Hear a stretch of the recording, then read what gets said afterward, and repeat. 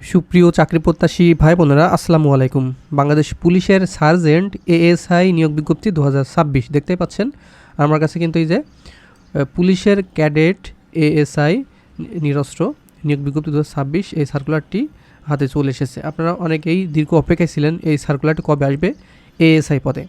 তো এখানে আমরা ধারণা করছি এটা 2000 থেকে 4000 লোক একবারে এই সার্কুলার নিয়োগ বিজ্ঞপ্তি হিসেবে প্রকাশিত হয়েছে। তবে আরেকটু ক্লিয়ার করে দিই, আপনারা হয়তো ভাবছেন যে একবারে 4000 নেবে কিনা। এখানে জেলাভিত্তিক শূন্য পদের বিবরণ, বাংলাদেশ পুলিশ ক্যাডার এএসআই নিরস্ত্র পদে নিয়োগের লক্ষ্যে জেলাভিত্তিক শূন্য পদের বিবরণ বাংলাদেশ পুলিশের ওয়েবসাইটে আপলোড করা হবে। এখন আপলোড করিনি, তবে আপলোড করলে আপনাদের মাঝে দিয়ে দেবো। তো আমরা ধারণা করছি এখানে 2000 থেকে 4000 লোক নিবে, সেজন্য আপনাদের কাছে সেইভাবে উপস্থাপন করা হয়েছে। হ্যাঁ, কেউ বিভ্রান্ত হবেন না। তো এখানে আমি আপনারা কীভাবে আবেদন করবেন সেই বিষয়টা বলে দিব, এবং কি পড়বেন এবং কত মার্কে পরীক্ষা হবে, কিভাবে আবেদন করবেন টু জেড আলোচনা করব। ভিডিওটি কিন্তু আপনাদের কাছে খুবই ইনফরমেটিভ হচ্ছে, সেজন্য ভিডিওটি কেউ স্কিপ করবেন না। আর এটি বাংলাদেশের 64 জেলা থেকে যারা ইন্টারমিডিয়েট পাস করেছেন, মানে আপনারা যারা এইচএসসি পাস করেছেন তারা এখানে আবেদন করতে পারবেন। বাংলাদেশের সকল জেলা থেকে নারী পুরুষ উভয় আবেদন করার সুযোগ থাকছে। যারা বর্তমান পুলিশের মাঠ করছেন বা সেনাবাহিনীতে মাঠ করছেন, আপনারা যারা ইন্টারমিডিয়েট পাস করেছেন তারাই কিন্তু এখানে সুযোগ পাবেন, ভালো একটি বেনিফিট পাবেন। কারণ এএসআই পদটা কিন্তু দারুণ পদ, আপনারা এখানে যেমন সম্মান আছে তেমনি পাওয়ারও কিন্তু আছে। হ্যাঁ, সেজন্য এই সার্কুলার সবাই আবেদন করবেন। তো আবেদন করার আগে আপনাদেরকে ছোট্ট একটি রিকোয়েস্ট থাকবে, আপনারা যারা all news online BD YouTube channel দর্শক এখনও সাবস্ক্রাইব করেননি, দেখেন সাবস্ক্রাইব ব্যাকে একটি বাটন আছে, এখানে ক্লিক করে সাবস্ক্রাইব করে দিবেন এবং পাশে থাকা বেল ঘন্টা অল করে দিবেন। তাহলে পুলিশের যত আপডেট আসবে, যখনই ভিডিও আপলোড করব আমাদের ইউটিউব চ্যানেলে, সবার আগে আপনার ফোনে নোটিশ চলে যাবে এবং সবার আগে দেখে আবেদনগুলো কমপ্লিট করে নিতে পারবেন। ঠিক আছে, তো চলুন আমরা যে মূল আলোচনা সেটি শুরু করি। তো এখানে প্রার্থীর বয়স, যোগ্যতা ও অভিজ্ঞতা, প্রথমে আমি এই তিনটে আলোচনা করব, তারপরে কীভাবে আবেদন করবেন সেটি দেখাই দিব। তো এখানে প্রার্থীর বয়স 18 থেকে 22 বছরের ভিতরে থাকতে হবে। তো এটি কিন্তু সাধারণ প্রার্থীদের ক্ষেত্রে, আপনারা যাদের কোটা নাই এবং যারা পুলিশ কনস্টেবলে চাকরি করছেন না, শুধুমাত্র সাধারণ প্রার্থীদের জন্য 18 থেকে 22 বছরের ভিতরে বয়স হলে আবেদন করতে পারবেন। তো এখানে যাদের বয়স 1/9/2004 সাল থেকে 1/9/2008 সালের ভিতরে, শুধুমাত্র তারা এখানে আবেদন করতে পারবেন। তো এখানে একটু লক্ষ্য করুন, যে সকল প্রার্থীর বয়স 1 সেপ্টেম্বর 2026 তারিখে বর্ণিত বয়সসীমার মধ্যে থাকবে তারা আবেদনের যোগ্য মর্মে বিবেচিত হবেন। তবে বাংলাদেশ পুলিশ কর্মরত কনস্টেবল এবং নায়ক পদের প্রার্থীদের ক্ষেত্রে বয়সসীমা 25 বছর পর্যন্ত করা হয়েছে।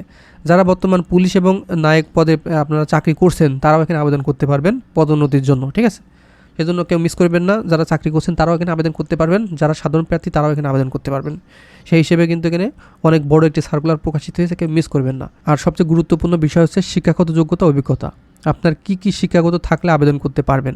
প্রথমত আপনার এসএসসি অথবা সমান পরীক্ষা উত্তীর্ণ হতে হবে, যে কোনো শাখা থেকে এসএসসি পাস হতে হবে, সেটি আর্টস, কমার্স, সায়েন্স, ভোকেশনাল, মাদ্রাসা থেকে সর্বনিম্ন এসএসসি পাস হতে হবে।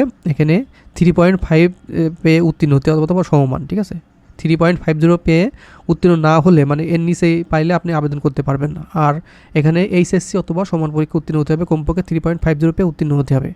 মানে আপনি এসএসসি এবং ইন্টারমিডিয়েট উভয় আপনার পাস হতে হবে এবং 3.50 পেয়ে উত্তীর্ণ হতে হবে, তাহলে এখানে আবেদন করতে পারবেন। এর নিচেই আপনি যোগ্যতা থাকলে আবেদন করতে পারবেন না।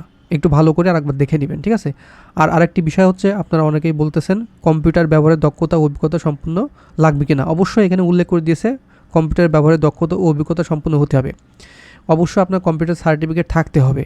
আর যদি সার্টিফিকেট না থাকে, আপনি এখনই সার্টিফিকেটের জন্য ম্যানেজ করে নিন, বা আপনারা যে কোনো পরিচিত কম্পিউটার দোকান আছে ওখানে গিয়ে আপনি একটা সার্টিফিকেট বা দক্ষতা সার্টিফিকেট একটি আপনি ম্যানেজ করে নেবেন। ঠিক আছে, বিশেষ করে যারা 6 মাসের একটা ট্রেনিং করছেন সার্টিফিকেট, তাদের জন্য প্লাস পয়েন্ট এটি। হ্যাঁ, অবশ্যই এটি লাগবে। তবে জাতীয়তা, প্রার্থীতে অবশ্যই জন্মসূত্রে বাংলাদেশের স্থায়ী নাগরিক হতে হবে। আর এই কম্পিউটার সার্টিফিকেট না হলে কিন্তু আপনার মাঠ থেকে বাদ দিয়ে দিবে। সেজন্য আপনারা যারা কম্পিউটার সার্টিফিকেট নেই তারা এখানে আবেদন করে কোনো লাভ নেই। সেজন্য অবশ্যই কম্পিউটার সার্টিফিকেট লাগবে, আমি আবারও বলছি। আর এখানে বৈবাহিক অবস্থা, প্রার্থীকে অবশ্যই অবিবাহিত হতে হবে, তালাকপ্রাপ্ত গ্রহণযোগ্য হবে না। ঠিক আছে, শিক্ষানবিশ কাল শেষ না হওয়া পর্যন্ত আপনার অবশ্যই অবিবাহিত থাকতে হবে। ঠিক আছে, তারপরে পুরুষ প্রার্থীর ক্ষেত্রে উচ্চতা কত লাগবে? পাসপোর্ট 6 ইঞ্চি এবং নারীদের ক্ষেত্রে পাসপোর্ট 4 ইঞ্চি। আর বুকের মাপ 32 ইঞ্চি থেকে 34 ইঞ্চি পুরুষদের ক্ষেত্রে, আর এখানে নারীদের ক্ষেত্রে প্রযোজ্য নয়। আর দৃষ্টিশক্তি 6/6 উভয়ের ক্ষেত্রে। আর এটা সম্পূর্ণ অনলাইনের মাধ্যমে আবেদন করতে হবে, police.territory.com.bd এই ওয়েবসাইটের মাধ্যমে আবেদন করতে হবে। আর এটি কিন্তু অনলাইনে সময়সীমা 28 এপ্রিল 2026 সকাল 10টা থেকে আবেদন শুরু হবে, 27 মে 2026 রাত 11:59 পর্যন্ত আবেদন বহাল থাকবে। 1 মাস একটা সময় পাচ্ছেন, সেজন্য আপনারা আমার ভিডিওটি পাওয়ার সঙ্গে সঙ্গে 28 তারিখ আসলে আপনারা 30 থেকে আপনার সামনের 20 তারিখের ভিতরে, মানে মের 20 তারিখের ভিতরে আবেদনগুলো কমপ্লিট করে নেবেন। তাহলে শেষের দিকে আবেদন করলে সার্ভারে জটিলতা দেখা দেয়, পেমেন্ট নেয় না, অনেক ঝামেলার সৃষ্টি হয়।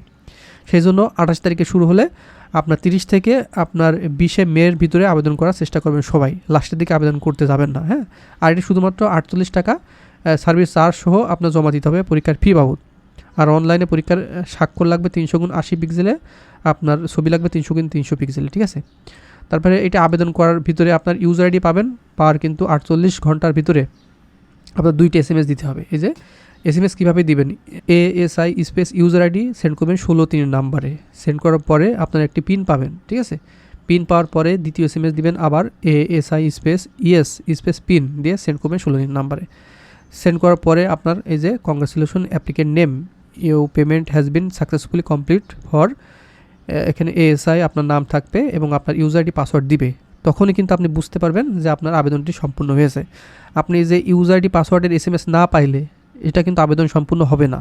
আপনি যে দোকান থেকে কিংবা আপনি নিজে নিজে আবেদন করেন না কেন, অবশ্যই এই SMSগুলো করতে হবে এবং ইউজার আইডি পাসওয়ার্ড কিন্তু আপনার ফোনে নিয়ে আসতে হবে, একটু মাথায় রাখবেন, হ্যাঁ।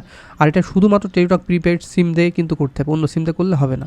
তো আবেদন করার পরে আপনি কিন্তু আপনার প্রিলিমিনারি স্ক্রিনের জন্য একটি SMS পাবেন, ঠিক আছে। SMS পাওয়ার পরে অবশ্যই আপনার অ্যাডমিট কার্ড বা প্রবেশপত্র ইউজার আইডি পাসওয়ার্ড দিয়ে উঠাই নেবেন, ঠিক আছে। 2 কপি রঙিন প্রিন্ট করে নেবেন। তারপর এখানে শারীরিক মাপ ও কাগজপত্র যাচাই, শারীরিক ক্ষমতা যাচাই পরীক্ষা হবে আপনাদের। এখানে এই বিষয় নামে আরেকটা ভিডিও দিব, কী কী আপনার নিয়ে যাবেন সাথে, সেই জন্য আমাদের ইউটিউব চ্যানেলে সাবস্ক্রাইব করে রাখবেন, হ্যাঁ, অবশ্যই। তারপরে পরবর্তী কার্যক্রমে অংশগ্রহণের নিমিত্ত অনলাইন আবেদন, ঠিক আছে।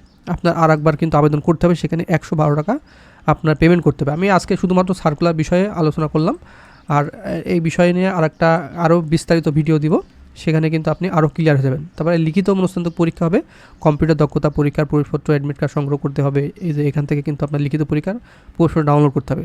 যখন আপনি মাঠে টিকবেন, টেকার পরে আপনার অনলাইনে আবার আবেদন করতে হবে। আবেদন করার পরে আপনার কিন্তু আবার লিখিত মনস্তাত্ত্বিক কম্পিউটার পরীক্ষার জন্য অ্যাডমিট কার্ড সংগ্রহ করতে হবে, ঠিক আছে। প্রথমে আপনি আবেদন করবেন, আবেদন করার পরে শুধুমাত্র আপনি প্রিলিমিনারি স্ক্রিনিংয়ের জন্য বা ফিজিক্যাল এন্ট্রান্স টেস্টের জন্য ফিট হবেন, ঠিক আছে। ফিট হওয়ার পরে তারপরে এই লিখিত পরীক্ষা অনুষ্ঠিত হবে। তো লিখিত পরীক্ষার জন্য কী কী পড়তে হবে বা কী কী বিষয়ে আপনার লিখিত পরীক্ষা হয়ে থাকে, তো আপনারা যারা সহজে মাঠ উত্তীর্ণ করতে পারবেন, কিন্তু সহজে কিন্তু লিখিত পরীক্ষা উত্তীর্ণ হওয়াটা খুব কষ্ট এখানে, হ্যাঁ। সেজন্য ভালো করে প্রিপারেশন নিতে হবে। আমার ভিডিও পাওয়ার সঙ্গে সঙ্গে অবশ্যই ভালো করে প্রিপারেশন নেবেন এখন থেকে, তাহলে আপনারা অবশ্যই এখানে ভালো একটি রেজাল্ট করতে পারবেন। তো ইংরেজি এবং বাংলা রচনা ও কম্পোজিশন মিলে 100 মার্কের পরীক্ষা হবে, 3 ঘন্টা সময় থাকবে। তো সাধারণ জ্ঞান ও গণিত থেকে আপনার প্রশ্ন আসবে, এখানে 100 পূর্ণমান থাকবে 100, 3 ঘন্টা পরীক্ষা হবে। তারপরে মনস্তাত্ত্বিক থেকে 50 মার্কের হবে, 1 ঘন্টা পরীক্ষা হবে। সর্বমোট এখানে পূর্ণমান থাকবে 250 মার্কের পরীক্ষা হবে, 3 আর 3 6 আর 7 ঘন্টা মোট পরীক্ষা অনুষ্ঠিত হবে, ঠিক আছে।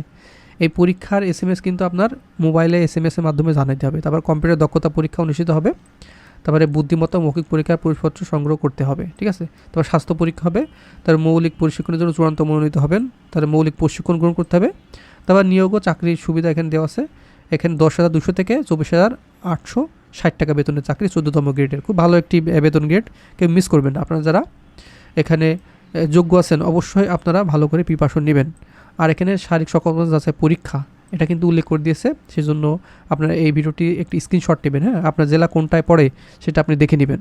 তো তার আগে আমরা একটি সাজেশন তৈরি করছি আপনার জন্য, পুলিশের ASI পদের জন্য চূড়ান্ত সাজেশন, সবগুলো PDF মূল্য 100 টাকা। এখানে লিখিত এবং ভাইয়া পরীক্ষার জন্য এই যে উপরে যে হোয়াটসঅ্যাপ নাম্বার আছে, এখানে সরাসরি SMS করবেন যে ভাইয়া আমি যে পুলিশের ASI এর জন্য আমি একটি সাজেশন নিতে চাই PDF। তো এখানে বাংলা, ইংরেজি, গণিত, তারপরে সাধারণ জ্ঞান, এইগুলো বিষয়ে কিন্তু আমি বিস্তারিত দিয়ে দিয়েছি। এখান থেকে পড়লে ইনশাল্লাহ একটা ভালো রেজাল্ট করতে পারবেন, ঠিক আছে। সেজন্য অবশ্যই দেরি না করে যে পুলিশের ASI পদের চূড়ান্ত সাজেশন এখনই কালেকশন করে পড়তে থাকুন, ঠিক আছে। তো চলুন আমরা দেখে নিই জেলার নাম, শারীরিক সক্ষমতা যাচাই পরীক্ষা। মাদারীপুর, কিশোরগঞ্জ, রাঙামাটি, ব্রাহ্মণবাড়িয়া, ঝিনাইদহ, নড়াইল, সিরাজগঞ্জ, চাঁপাইনবাবগঞ্জ, কুড়িগ্রাম, সুনামগঞ্জ, জামালপুর, ফরিদপুর, টাঙ্গাইল, কুমিল্লা, খাগড়াছড়ি এবং খুলনা। আপনার জন্য 18, 19 ও 20 জুন 2026 সকাল 8টায় শারীরিক সক্ষমতা যাচাই পরীক্ষা অনুষ্ঠিত হবে। আর এই পরীক্ষাটি কোথায় অনুষ্ঠিত হবে আমি বলে দিচ্ছি। আপনার যে জেলা, সেই জেলার পুলিশ লাইনের মাঠে উপস্থিত থাকতে হবে। আপনি যদি যশোর জেলার প্রার্থী আবেদন করে থাকেন অবশ্যই আপনার যশোর জেলা পুলিশ লাইনে উপস্থিত থাকতে হবে। যদি কুড়িগ্রাম জেলা থেকে আবেদন করেন কুড়িগ্রাম জেলা যে পুলিশ লাইন মাঠ আছে ওখানে উপস্থিত হবে। সুনামগঞ্জ থেকে যদি আবেদন করে থাকেন সুনামগঞ্জ পুলিশ লাইন মাঠে উপস্থিত থাকতে হবে। সেজন্য যে জেলা সেই জেলার প্রার্থীগণ সেই জেলার পুলিশ লাইনের আপনার মাঠ হবে। তো সাতক্ষীরা, নওগাঁ, জয়পুরহাট, পঞ্চগড়, হবিগঞ্জ, নেত্রকোনা, ঢাকা, রাজবাড়ী, ফেনী, লক্ষ্মীপুর, চুয়াডাঙ্গা, বগুড়া, দিনাজপুর, সিলেট, ঝালকাঠি এবং পটুয়াখালী এই জেলার প্রার্থীগণ 21, 22 ও 23 জুন 2026 সকাল 8টায় আপনাদের পরীক্ষা অনুষ্ঠিত হবে। শারীরিক সক্ষমতা যাচাই। তারপর নারায়ণগঞ্জ, মুন্সিগঞ্জ, কক্সবাজার, মেহেরপুর, নাটোর, লালমনিরহাট, গাইবান্ধা, শেরপুর, ভোলা, বরগুনা, ময়মনসিংহ, গাজীপুর, শরীয়তপুর, মানিকগঞ্জ, গোপালগঞ্জ এবং বান্দরবান এই জেলার প্রার্থীগণ 24, 25 ও 26 জুন 2026 সকাল 8টায় শারীরিক সক্ষমতা যাচাই ও পরীক্ষা অনুষ্ঠিত হবে। নোয়াখালী, বাগেরহাট, যশোর, রাজশাহী, ঠাকুরগাঁও, নীলফামারী, মৌলভীবাজার, নরসিংদী, চাঁদপুর, চট্টগ্রাম, কুষ্টিয়া, মাগুরা, পাবনা, রংপুর, পিরোজপুর এবং বরিশাল আপনার 27, 28 ও 29 তারিখ আপনার শারীরিক সক্ষমতা যাচাই অনুষ্ঠিত হবে।